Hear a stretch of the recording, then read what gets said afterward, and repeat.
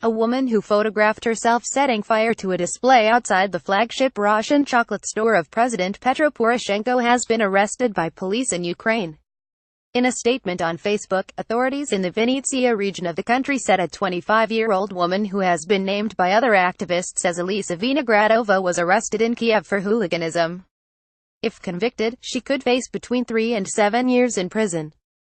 The self-described Tramist protest group Femen posted images on Facebook of Vinogradova setting a decorative tram in front of the shop on fire. Keep up with this story and more by subscribing. No Read More. Ukraine's new tank can match Russia's best, but Kiev may be unable to afford it. In the lair of the beast, Vinnytsia city, a caption below the image, which showed Vinogradova pouring flammable liquid onto the blazing decorations, read. As is typical of previous Femen's protests, Vinogradova was nude from the waist up. She had written, "Tram to offshore," on the side of the display, in reference to allegations revealed in the so-called Paradise Papers that Poroshenko was using offshore companies in his business dealings. Let the burning tram take Poroshenko back to place. There are no high taxes, no war, no poverty, no Ukrainians who are so hated by the chocolate baron, the Facebook post read. This is the second time the group has targeted Russian, having torched teddy bear decorations in front of its shop in Kiev on Halloween. The perpetrator, whose face was painted as a skeleton, fled the scene.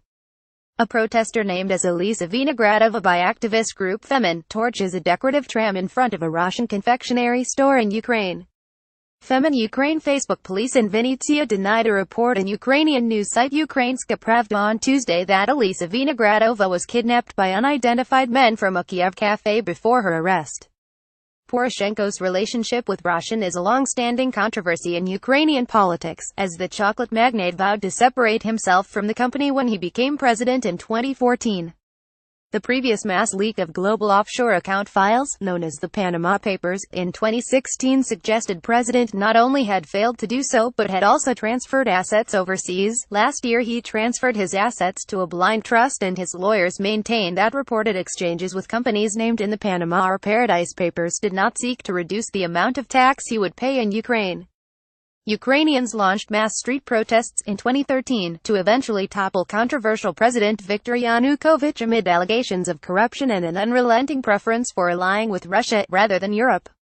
But as promised, reforms by the pro-government have stalled. Tens of protesters are once again setting up in central Kiev.